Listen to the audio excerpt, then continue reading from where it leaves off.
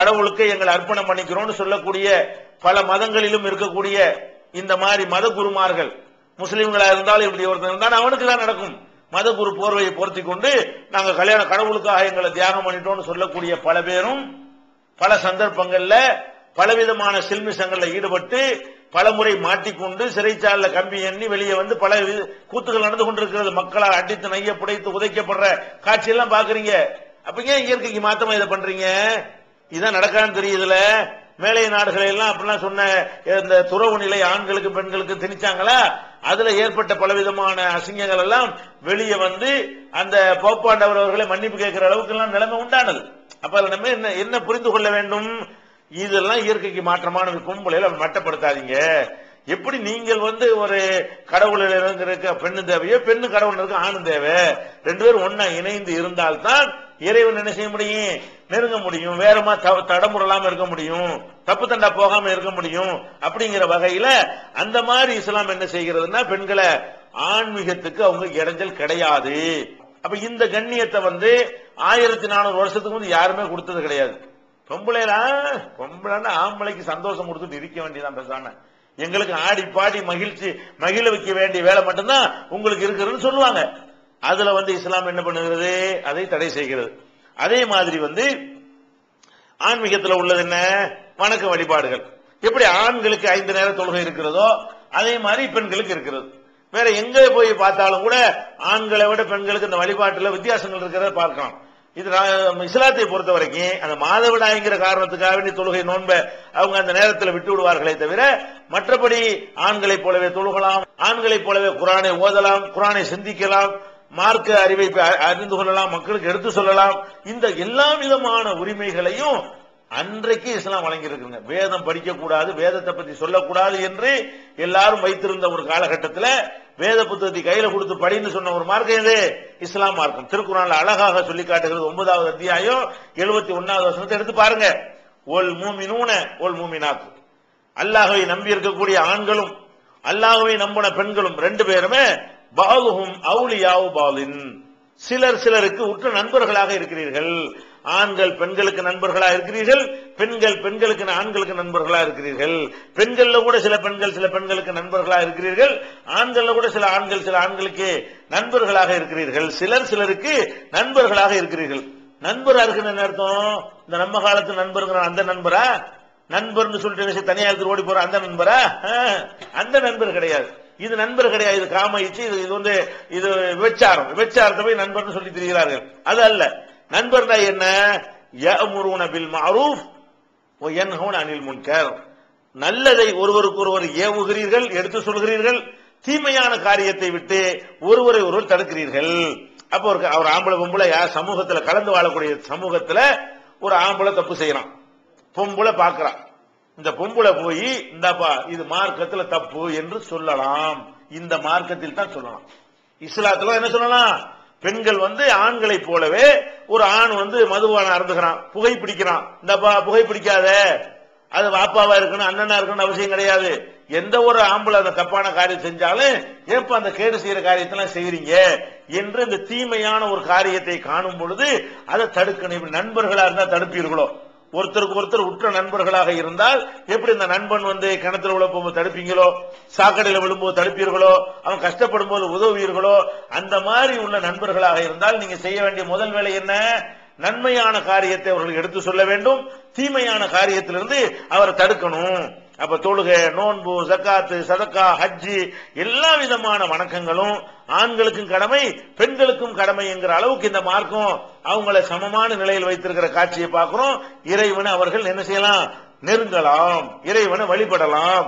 நபிகள் நாயகம் காலத்துல பள்ளி வாசலுக்கு பெண்கள் வந்தாங்க. அந்த கண்ணியம் வேற எந்த சமுதாயம் அப்போனா வழங்க கிடையாது. இப்ப வேணா நாங்க பள்ளியில நாங்க வழிபாட்டு தளத்துல பெண்களை விடுறோம்னு பெருமையா சொல்லுவார்கள். ஆனால் நபிகள் நாயகம் காலத்துல யாருமே பள்ளிக்குள்ள வழிபாட்டு தளத்துக்குள்ள பெண்களை விடவே மாட்டார்கள். அந்த மாதிரியான ஒரு காலகட்டத்தில் நபிகள் நாயகம் ஸல்லல்லாஹு அலைஹி வஸல்லம் அவர்கள் பள்ளி வாசல்ல பெண்கள் வரலாம் என்றார்கள். கட்டாயப்படுத்தல. ஏன்? ஆண்களை போல கட்டாயப்படுத்தினா உங்களுக்கு சிரமமா போயிடும். புள்ள குட்டி வச்சிருப்பாங்க, பால் கொடுக்க வேண்டியிருக்கும், பலவிதமான உடல் ரீதியான பிரச்சனைகள்லாம் இருக்கிற காரணத்தினால நீங்க வீட்டில் தொழுது கொள்ளலாம், பள்ளிவாசலுக்கு வந்தால் உங்களுக்கு உரிமை இருக்கிறது என்று அந்த ஒரு சலுகையை கொடுத்து விட்டு பள்ளிவாசலுக்கு உள்ள உரிமையை அவங்க பறிக்கல, உரிமையை சேர்த்து வழங்கினார்கள்.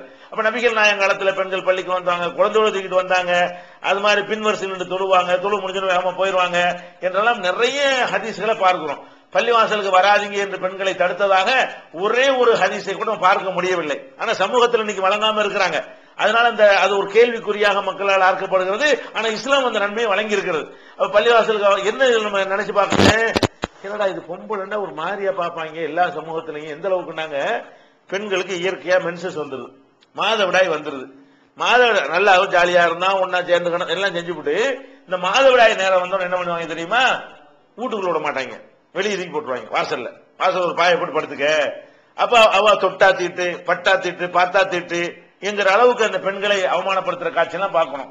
நபிகள் நாயகம் என்ன அவங்க என்ன சொல்லி தர்றாங்க, மாதவிடாய் நேரத்தில் குடும்பத்தில் ஈடுபடாதீங்க, ஒன்னா சேர்ந்து படுத்துக்கலாம், தொடலாம், அவங்க சமைக்கலாம், நீங்க சாப்பிடலாம், அவங்க பரிமாறலாம். அந்த மாதிரி வழிபாடு செய்யாதீங்க. தொழுகை போன்ற வழிபாடு செய்ய, தொழுகையத்தான் பண்ணக்கூடாது, நோன்பு தான் பண்ணக்கூடாது. இறைவனை துதிக்கிறது, இறைவா அல்லாஹ் அல்லாங்கிறது, சுபஹான் அல்லாங்கிறது, குர்ஆன் அதெல்லாம் செஞ்சு கொள்ளலாம். அப்ப இந்த மாதிரியான 2-3 காரியங்களை தடுத்திருக்கே தவிர மற்றபடி எல்லாரையும் போல வீட்டில் உட்கார்ந்து இருக்கலாம். பெண்கள் பிறப்பால அவங்க பீடை கிடையாது, பிறப்பால் தீட்டு கிடையாது, மாதவிடாய் வந்த காரணத்தினால அவங்க எதையும் தொடக்கூடாது கிடையாது. அப்ப ஒரு நபிகள் நாயகம் ஸல்லல்லாஹு அலைஹி வஸல்லம் ஒரு பாயை எடுத்து கேட்கிறாங்க மனைவி விட்ட, நான் மாதவிடாயா இருக்கிறேனே, மாதவிடாய் எனக்கு கையிலையா இருக்கு, எடுத்து கொடு அப்படிங்கிறாங்க.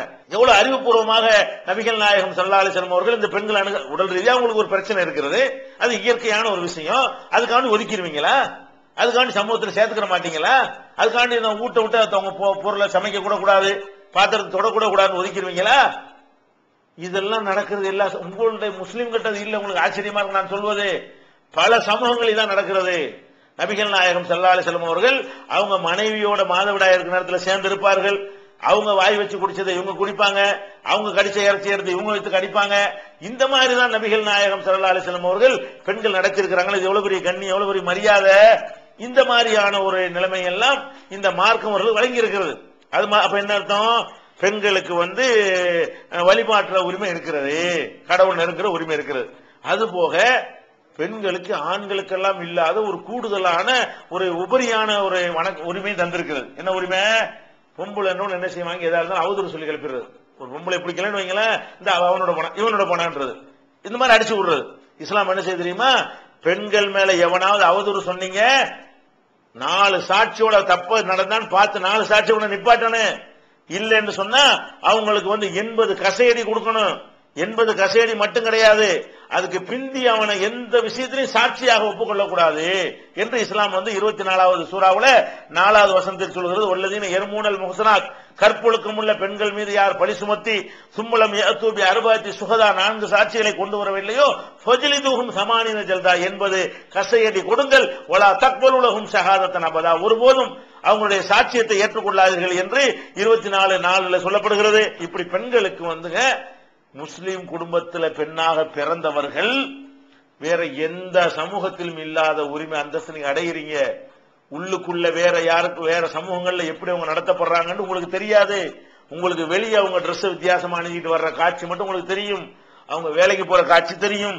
ஆனா வீட்டுக்குள்ள அவர்கள் எப்படியெல்லாம் உரிமை இழந்து சொத்து இல்லாமல் கண்ணியம் இல்லாமல் கணவனுக்கு அடிமைகளாக நடத்தப்படுகிறார்கள் என்பதெல்லாம் உள்ள நுழைஞ்சு பார்த்தாதான் தெரியும். அதெல்லாம் இல்லாம எவ்வளவு கண்ணியமான ஒரு மார்க்கத்தை இறைவன் தந்திருக்கிறான், எவ்வளவு கௌரவமான ஒரு வாழ்க்கையை தந்திருக்கிறான் என்று இதெல்லாம் நினைச்சு பார்த்தா பெண்களுக்கு இஸ்லாம் வழங்கின அளவுக்கு நன்மையை யாரும் எந்த மார்க்கமும் வழங்கினது இல்லை என்பதை புரிந்து கொள்வீர்கள். இது அல்லாம இன்னும் ஏராளமான நன்மைகளை இஸ்லாம் பெண்களுக்கு, இஸ்லாம் மனித குலத்திற்கு வழங்கி இருக்கிறது. அவற்றை இன்ஷா அல்லாஹ் அடுத்தடுத்த நாட்கள் பார்க்கலாம்.